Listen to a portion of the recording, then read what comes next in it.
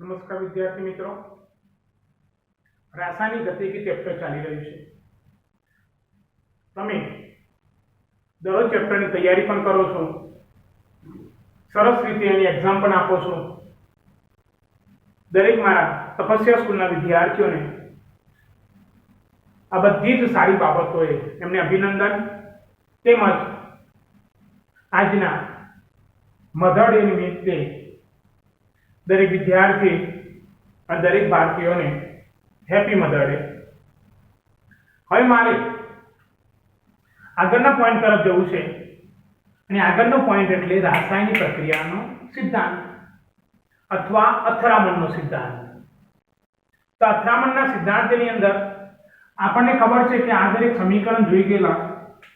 આર્હેનિયસ જે છે એ આર્હેનીય સમીકરણ, તો આર્હેનીય સમીકરણ જે છે એ આર્હેનીય સમીકરણ વિશાળ સંજોગોની અંદર લાગુ પાડી શકાય છે.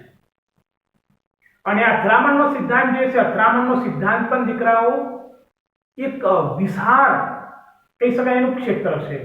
અને આ વિશાળ ક્ષેત્રની અંદર પણ કહી શકાય કે અથડામણનો સિદ્ધાંત અને આર્હેનીય સમીકરણ જે છે એ આર્હેનીય સમીકરણ લાગુ પાડી શકાય છે. એટલે આર્હેનીય સમીકરણ વિશાળ સંજોગોમાં પણ લાગુ પાડી શકાય છે. તો સિદ્ધાંત કોણે રજૂ કર્યો? તો આ સિદ્ધાંત જે હતો, આ સિદ્ધાંત બે વૈજ્ઞાનિક, અને બે વૈજ્ઞાનિકની અંદર કહી શકાય એક મેક્સ સ્ટ્રોસ, યાદ કરીશું વૈજ્ઞાનિકના નામ, એક મેક્સ સ્ટ્રોસ અને બીજો વૈજ્ઞાનિક છે એ વૈજ્ઞાનિક છે વિલિયમ લુઈસ. છૂટો નહીં પાડવાનો, ઘણા પાસે કે લુઈસ, એવું નહીં, મેક્સ સ્ટ્રોસ અને વિલિયમ લુઈસ. આ બે વૈજ્ઞાનિકોએ કહી શકાય કે અથડામણનો સિદ્ધાંત આપ્યો હતો. અને આ અથડામણના સિદ્ધાંતમાં હતું શું તે? તો મુખ્યત્વે બે બાબતો હતી. એક ઉર્જા હતી અને બીજી બાબત હતી, એ બીજી બાબત એટલે કહી શકાય કે ક્રિયાવિધિક બાબત હતી. કેટલીક ક્રિયાવિધિઓ હતી અને ઉર્જા હતી. અને ઉર્જા તરીકે અહીંયાથી વાત કરવાની છે આપણે સક્રિયકરણ ઉર્જાની. તો ધ્યાન રાખજો, જ્યારે પણ તમે વિડીયો જોઈ રહ્યા છો ત્યારે માત્ર સમજવા માટે છે, થિયરી તૈયાર કરવા માટે તો દીકરા હું તમને જે પીડીએફ ફાઇલ આપું છું એ પીડીએફ ફાઇલમાંથી તમારે તૈયારી કરવાની છે તે. તો ધ્યાન આપજો પહેલા કે આર્હેનીય સમીકરણને વિશાળ સંજોગોમાં લાગુ પાડી શકાય છે. આ સિદ્ધાંત મેક્સ સ્ટ્રોસ અને વિલિયમ લુઈસ નામના વૈજ્ઞાનિકોએ ખૂબ જ ગહનતાપૂર્વક, ખૂબ જ ઊંડાણપૂર્વક રજૂ કર્યો હતો. તેમને બે બાબતો લાગુ પાડી હતી. એક કેટલીક ઉર્જાની બાબતો અને કેટલીક ક્રિયાવિધિક બાબતો જે છે એ ક્રિયાવિધિક બાબતોનો તેમને અભ્યાસ કર્યો હતો તે. અને કહી શકાય કે આ જે સિદ્ધાંત જે છે એ સિદ્ધાંત ગતિજ ઉર્જા પર આધારિત છે. આ જે સિદ્ધાંત જે છે, સિદ્ધાંત કહી શકાય કે શાના પર આધારિત છે? તો કહી શકાય કે ગતિજ ઉર્જા જે છે એ ગતિજ ઉર્જા પર આધારિત છે. યાદ કરજો મારા મિત્રો, મારા પ્યારા વિદ્યાર્થીઓ. તો હવે કહી શકાય આગળ એક મહત્વનો પોઈન્ટ જે છે એ મહત્વના પોઈન્ટની અંદર કહી શકાય કે સંઘાત આવૃત્તિ અવયવ.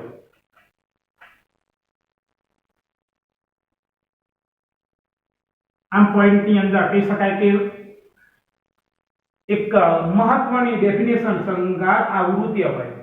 તો સંઘાત આવૃત્તિ અવયવની વ્યાખ્યા જે છે, વ્યાખ્યા શું થાય છે તે તો કહી શકાય, માની લો કે મારી જોડે એક પ્રક્રિયા મિશ્રણ છે કે ચલો a + b. તો આ પ્રક્રિયા મિશ્રણમાં જે છે, પ્રક્રિયા મિશ્રણમાં પ્રતિ સેકન્ડે, જ્યારે પ્રક્રિયાનો વેગ નક્કી કરતા હોય ત્યારે પ્રતિ સેકન્ડ જે છે, પ્રતિ સેકન્ડે કહી શકાય પ્રતિ એકમ કદમાં, પ્રતિ સેકન્ડે પ્રતિ એકમ કદમાં અથડામણ પામતા અણુઓની સંખ્યાને સંઘાત આવૃત્તિ અવયવ અથવા તો અથડામણ આવૃત્તિ અવયવ કહે છે. જેની વ્યાખ્યા ચલો એને ડિફાઇન કરીએ આપણે તો શું બનશે? તો કહી શકાય કે પ્રક્રિયા મિશ્રણમાં પ્રતિ સેકન્ડે પ્રતિ એકમ કદમાં રહેલા અણુઓની અથડામણની સંખ્યાને સંગાત આવૃત્તિ અવયવ કહે છે।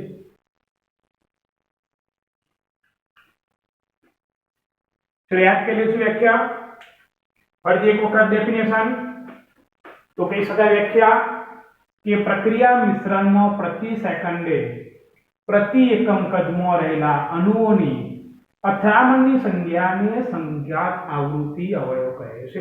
તો એક વાર યાદ કરી વ્યાખ્યાને બરાબર।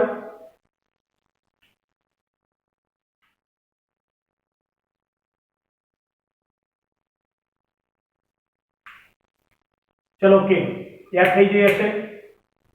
ચલો બોલવાનું નથી। ચલો વિધિબેન,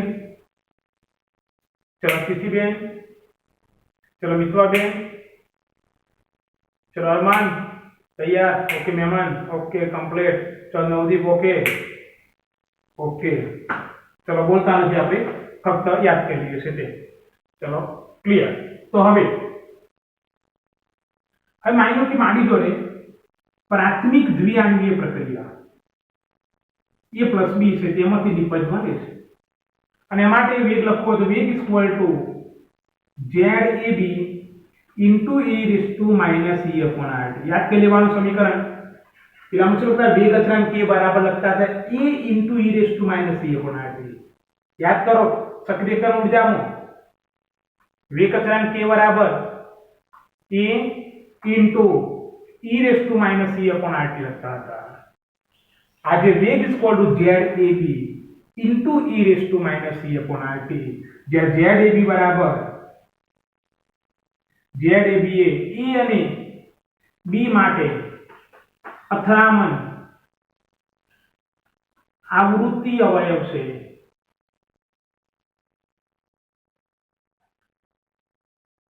જ્યાં ZAB એ શું છે તો e અને b માટે અથડામણ આવૃત્તિ અવયવ છે દીકરાઓ તે। એક મિનિટ નજર અહીંયા બોર્ડ ઉપર જો ફટાફટ વાંચવાનું છે વ્યવસ્થિત એકદમ રીડિંગ કરશો તમે તે ને સરસ રીતે આપણને તૈયાર થઈ જાય એ હેતુથી આપણે સ્ટડી કરી રહ્યા છીએ તે। ચલો આગળ વધીએ।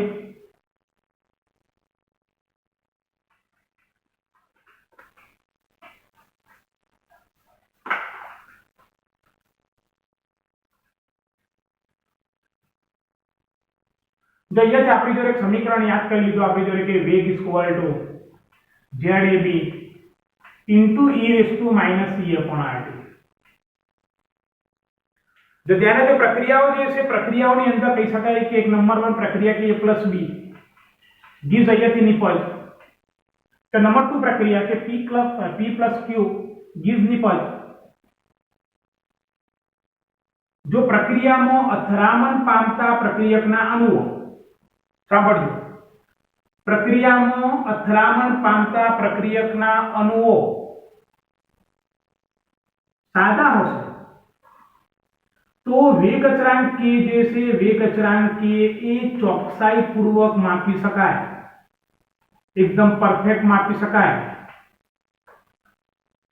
परंतु किंतु मगर बट जो सादा अने सीधा निर्भर मीनिंग संकीर्ण हशे तो केनु मूल्य जे छे केनु मूल्य चौकसाई पूर्वक मापी शकातुं नथी। मैं तमने अगाऊ कीधुं हतुं कि प्रक्रिया बे प्रकारनी होय। कया बे प्रकारनी प्रक्रिया होय छे ते तो एक कही शकाय कि प्रारंभिक प्रक्रिया अने संकीर्ण प्रक्रिया। प्रारंभिक अथवा प्राथमिक कोने कही शकाय तो एक ज तबक्कामां थती प्रक्रियाने प्रारंभिक अथवा प्राथमिक प्रक्रिया।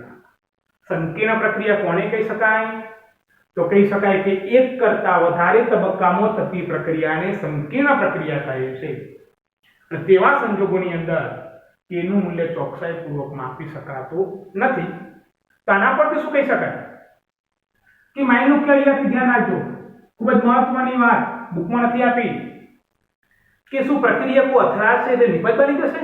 ના દીકરાઓ, એવું હોય તો દરરોજ આપણે બુક લઈને બેસીએ છીએ, યાદ રહી જાય છે? ના, તો પહેલા પ્રક્રિયકો જરૂરી, બુક જરૂરી, પણ બુક લઈને બેસવાથી યાદ ન રહી જાય, એટલે પ્રક્રિયકો અથડાવાથી નિપજ ના મળે, તો પહેલા જ પ્રક્રિયકોની અથડામણ જરૂરી. ત્યારબાદ પહેલા નંબર પર અથડામણ જરૂરી, અને ત્યારબાદ કહી શકાય કે યોગ્ય ગતિજ ઉર્જા, ઉર્જા જોઈએ, એનર્જી જોઈએ. બુક લઈને બેઠા હોય તો આપણી જોડે આમ ઉર્જા જોઈએ કે નહીં, મારે વાંચવું છે, એનર્જી જોઈએ, તો શું અથડામણ હશે અને યોગ્ય ગતિજ ઉર્જા હશે એટલે નિપજ મળી જશે? ના, એવું ન હોય. આમાં તો ત્રણ બાબત: એક અથડામણ જરૂરી, યોગ્ય ગતિજ ઉર્જા જરૂરી, અને ત્રીજું દીકરાઓ યોગ્ય દિક વિન્યાસ. દિક વિન્યાસ મીનિંગ્સ ઓફ દિશા. ચોક્કસ દિશા હોય તો ધ્યેય પ્રાપ્તિ થાય, ચોક્કસ દિશા ન હોય તો ધ્યેય પ્રાપ્તિ ના થાય દીકરાઓ. તો ત્રણ બાબત: બુક લઈને બેઠા, મારે તૈયાર કરવું છે ઉર્જા, અને મને આવડી જશે તે દિશા. ઓકે, એટલે પ્રક્રિયામાં પણ આવું જ હોય. અથડામણ પહેલા યોગ્ય ગતિજ ઉર્જા અને યોગ્ય દિશા હશે તો જ નિપજ મળશે. અને તેના પરથી વ્યાખ્યા કહી શકાય છે આપણી જોડે કે એવો સંઘાત એટલે અથડામણ, એવો સંઘાત કે જેમાં પ્રક્રિયક અણુઓ યોગ્ય ગતિજ ઉર્જા ધરાવતા હોય અને યોગ્ય દિક વિન્યાસ એટલે દિશા, દિક વિન્યાસ ધરાવતા હોય તો સંઘાત અનુભવતા પ્રક્રિયકના બધા જ અણુઓ નિપજમાં રૂપાંતર પામે છે. આ અથડામણને અસરકારક અથડામણ કહે છે.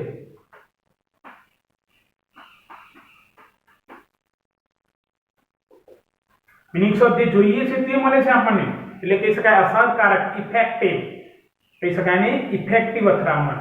તો ધ્યાન રાખજો, સંઘાત એવો હોવો જોઈએ. ગામડામાં કહે છે કે મારો સંઘાત કરી લઈ જજે. તો સંઘાત એટલે શું? યોગ્ય મિત્રો. એટલે એવો સંઘાત કે જે પ્રક્રિયક અણુઓ યોગ્ય ગતિજ ઉર્જા ધરાવતા હોય, યોગ્ય ઉર્જા હોય, યોગ્ય સંઘાત હોય, મીનિંગ્સ ઓફ યોગ્ય અથડામણ હોય અને યોગ્ય દિશા હોય, તો નિપજ યોગ્ય મળે અને મળે જ, છૂટકો જ નથી. એક નજર અહીંયા સુધી.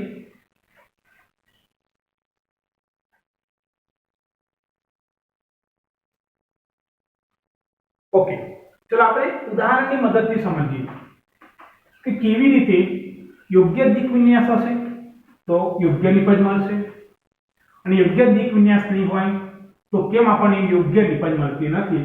તો તેના માટેનું એક કાર્બનિક રસાયણ માટેનું એક એક્ઝામ્પલ તમારી સામે, કે માની લો કે અહીંયાથી રિએક્શન કે CH3Br પ્લસ OH માઇનસ, પ્રક્રિયા થઈ બનશે CH3OH પ્લસ Br માઇનસ. તો સમજીએ આને. તો કહી શકાય કે મારી જોડે અહીંયાથી C, ચલો અહીંયાથી H, ચલો અહીંયા H Br, ચલો પ્લસ ડેલ્ટા માઇનસ ડેલ્ટા, એની ધ્રુવીયતા બતાવી. તો પ્લસ OH માઇનસ, ચલો બે પદ્ધતિથી રિએક્શન તરફ જઈ રહ્યો છે, જેની અંદર માની લો કે પહેલા અયોગ્ય દિક વિન્યાસ છે. દિક વિન્યાસ મીનિંગ્સ દિશા. અથડાય છે ખરા કે જેમ કે કેટલાક વિદ્યાર્થીઓ સ્કૂલમાં આવવા માટે નીકળે છે, ક્લાસમાં બેસે છે, પરંતુ આખો દિવસ કદાચ એમને પોતાનો હિસાબ લગાવ્યો હોય ને તો કયા લેક્ચરમાં કયું સાહેબે ભણાવ્યું એ ખબર જ નથી. કેમ? કારણ કે પોતાના મનને ક્યારે યોગ્ય દિશા તરફ લઈ જ નથી ગયા, તેથી ક્યારે યાદ જ નથી રહેતું. તો એ પરિસ્થિતિ અયોગ્ય દિક વિન્યાસ. અથડાય ખરા પણ એમના એમ નિપજ, અહીંયાથી એમના એમ નિપજ મળે છે H, અહીંયાથી H, અહીંયાથી H, અહીંયા Br, પ્લસ OH એટલે કહી શકાય કે નિપજ મળતી નથી. આ અયોગ્ય દિક વિન્યાસ, નિપજ આપણને મળતી નથી, એમને એ પ્રક્રિયા કેમને એમ પાસ હો. અને ત્યારબાદ કહી શકાય કે યોગ્ય દિક વિન્યાસ. જો યોગ્ય દિક વિન્યાસની અંદર કે મારી જોડે અહીંયાથી કે સી, અહીંયાથી H, અહીંયાથી H, અહીંયાથી H, Br ધીમે ધીમે અહીંયાથી OH અહીંયા દાખલ થશે અને OH દાખલ થશે એને કારણે પેલી બાજુથી Br દૂર થશે અને તેને કારણે આ મધ્યવર્તી નિપજ મળશે, મધ્યવર્તી સંયોજન બનશે અને આગળ પ્રક્રિયા કરીને આ પ્રમાણે કહી શકાય કે આપણી જોડે H, અહીંયાથી H, અહીંયાથી H, અહીંયા OH અને પ્લસ Br માઇનસ એટલે કહી શકાય કે યોગ્ય નિપજ મળશે. યોગ્ય દિક વિન્યાસ, તેથી જ આપણા પેરેન્ટ્સ પણ આપણને કહે છે કે જો મિત્રોનો સંગ સારો હશે તો યોગ્ય દિશા મળશે અને યોગ્ય દિશા મળશે તો આપણને યોગ્ય નિપજ પણ મળશે. તો જો રિએક્શન પર નજર,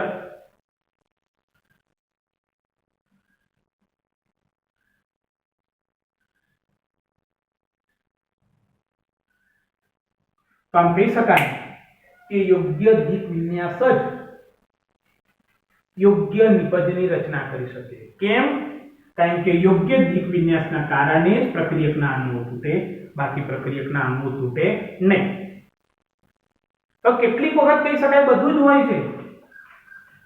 પ્રક્રિયાની અંદર અથડામણ હોય છે, પ્રક્રિયાની અંદર યોગ્ય ગતિજ ઉર્જા હોય છે, પ્રક્રિયા જે છે પ્રક્રિયામાં યોગ્ય દિક વિન્યાસ હોય છે, છતાં પણ પ્રક્રિયા એક સમય સ્ટોપ થઈ જાય છે. તો મારે શું કરવું? એક એક્ઝામ્પલ, બધી તૈયારી કરીએ છીએ આપણે, બધું જ યાદ રહી જાય છે, પરંતુ કિંતુ મગર બટ આપણા મિત્રોના વધારે માર્ક્સ આવતા હોવાને કારણે આપણે ત્યાં અટવાઈ જઈએ છીએ અને મનમાં અટવાઈ જતા હોવાને કારણે આપણે ના તો પેરેન્ટ્સને કહી શકીએ છીએ, ના તો આપણા શિક્ષકને કહી શકીએ છીએ. એટલે ત્યાં રાસાયણિક પ્રક્રિયાનો વેગ ઘટી જાય છે, આપણી યાદ રહેવાની શક્તિ ઘટી જાય છે. તો આવા સંજોગોમાં શું કરવું? તો આવા સંજોગોમાં એક નવો ઘટક અંદર ઉમેરવો. નવો ઘટક એટલે ક્યાં તો પેરેન્ટ્સને દાખલ કરો, ક્યાં તો તમારા વિષય શિક્ષકને દાખલ કરો. તો વિષય શિક્ષક તમને યોગ્ય માર્ગદર્શન આપશે, ક્યાં તો પેરેન્ટ્સ તમને યોગ્ય માર્ગદર્શન આપશે અને ઓટોમેટિક પાછી પ્રક્રિયા જે સ્ટોપ થઈ ગઈ હતી એ પ્રક્રિયા આગળ વધશે. આ જે અવયવ જે છે આ અવયવને કહી શકાય છે સંભાવ્યતા અવયવ, પ્રોબેબિલિટી ફેક્ટર અથવા તો ત્રિવિમ વિન્યાસકારક. જો ક્યાં ઉપયોગી છે? તો આ રીતે કે માની લો વેગ બરાબર અહીંયા ત્યાં થઈ ગયું છે, જો રિએક્શન જે છે આપણે રિએક્શન થઈ જશે કે વેગ equal to ZAB into e raise to minus e upon RT. અહીંયાથી અટકી જશે પ્રક્રિયા. તો અહીંયા નવો એક ફેક્ટર ઉમેરો તો વેગ બરાબર P into ZAB into e raise to minus e upon RT. એટલે આ નવો જે અવયવ આવ્યો તેને કહી શકાય છે સંભાવ્યતા અવયવ. શું કહી શકાય? ને તો સંભાવ્યતા અવયવ એટલે કે પ્રોબેબિલિટી ફેક્ટર. શું કહી શકાય? તો આને પ્રોબેબિલિટી ફેક્ટર કહી શકાય છે. આને કહી શકીએ છીએ આપણી જોડે દીકરાઓ સંભાવ્યતા અવયવ કહી શકાય છે. બહુ જરૂરી. અને હવે કહી શકાય કે જો મુખ્ય બે બાબતોને કારણે પ્રક્રિયા થાય છે અને બે બાબતોને કહી શકાય એક ઉર્જા અને બીજી બાબત જે છે એ બીજી બાબત જે કીધું તે મેં તમને કે રાસાયણિક પ્રક્રિયા જે છે રાસાયણિક પ્રક્રિયાનો વેગ. અને આ બધું જે છે બધું ત્રણ બાબતોને કારણે એક અથડામણ, બીજું યોગ્ય ગતિજ ઉર્જા અને ત્રીજું જે છે એ ત્રીજું યોગ્ય દિક વિન્યાસ. એટલે આ રીતે કહી શકાય કે આપણી માટે એક અગત્યનો પોઈન્ટ રાસાયણિક પ્રક્રિયાનો સિદ્ધાંત 3 થી 4 ગુણની થિયરી દીકરાઓ અને ખૂબ જ અગત્યની થિયરી છે અને યાદ કરવાની છે અને તૈયાર કરવાની છે તે. ઓકે, તો આખી થિયરી ઉપર એક નજર કરી લેવાની છે તમારે જાતે.